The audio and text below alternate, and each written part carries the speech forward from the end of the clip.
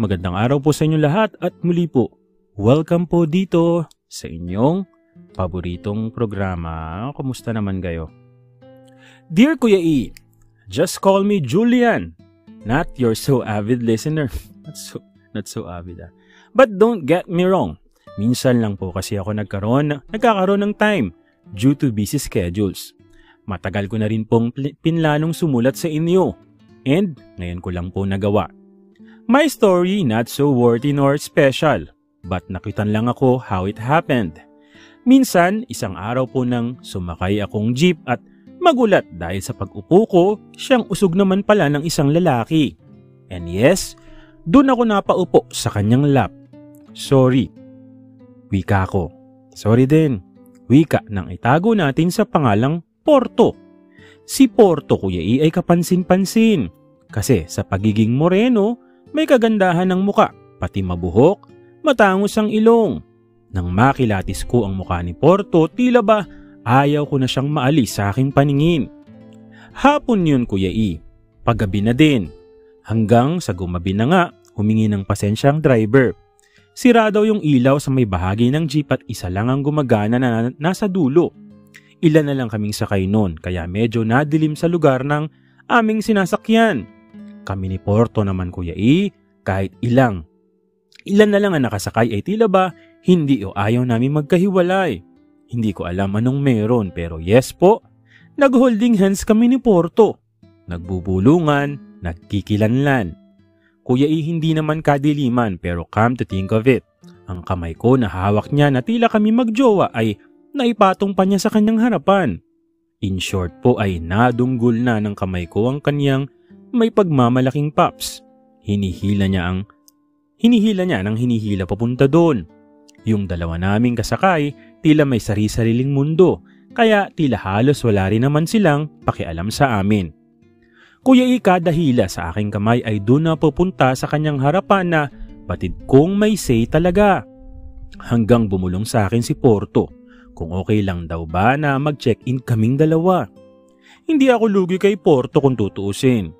Guwapo, macho at alam kong may say. Meaning ay may kalakihan ng paps. Bumaba kami sa isang lugar, tanaw ang aming pagche-check-inan. Tinanong ako ni Porto, pwede raw bang pumasok at bibili siya ng gamit? Ibig sabihin, para ba marelax ang aking likuran? Likido at proteksyon, alam nyo na yun. Ewan ko nga ba, madali akong napauo ni Porto. Pagpasok namin ng lugar, na malamig, humingi ako ng sandaling oras para linisin ang dapat linisin upang di naman ako mapahiya sa kanyang gagawin. Halikan hanggang romansa, nilantakan niya ang aking likuran, Kuya E. Talubos kong nagustuhan. Hilig pala ni Porto ang papaitan. Sobrang galing ni Porto. Di rin siya maarte para halikan ako, tapos dadako sa paps o sa likuran tapos babalik ng halik. Yung tipong gusto ko sanang mandiri ay siya itong hindi, kaya napapasabay ako. Halos hindi ko makaya ang size ni Porto, Kuya E. Big time talaga ang loko na talagang gusto kong pagsawaan.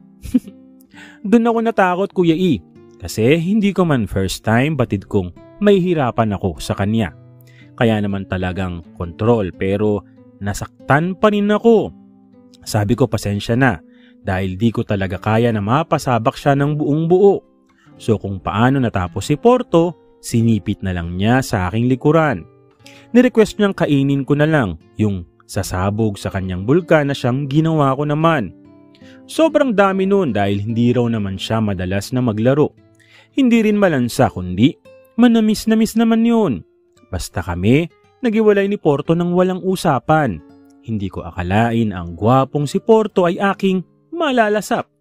Wala man naging sumunod sa aming eksena, yun ang isa sa mga hindi ko makakalimutang alaala. Nasarapan, nasaktan at inalala. Karanasang all-in-one. Hanggang dito na lamang po, Kuya E. Julian. Well, taray no, yun daw ano niya. Karanasang di makakalimutan, nasarapan, nasaktan, inalala. Parang pwedeng pangkanta yun na. Well, anyways, maraming salamat sa iyo, Julian, no? So siguro baka marami ka pang mga story, share mo pa yung iba. Sabi mo nga isa sa mga alaala mo lang na talagang hindi mo makakalimutan. Muli, Maraming salamat sa iyo, Julian, at muli po ay maraming salamat po sa patuloy na sumusubaybay, sumusuporta dito lamang po sa inyong paboritong programa. Maraming salamat po sa inyong lahat.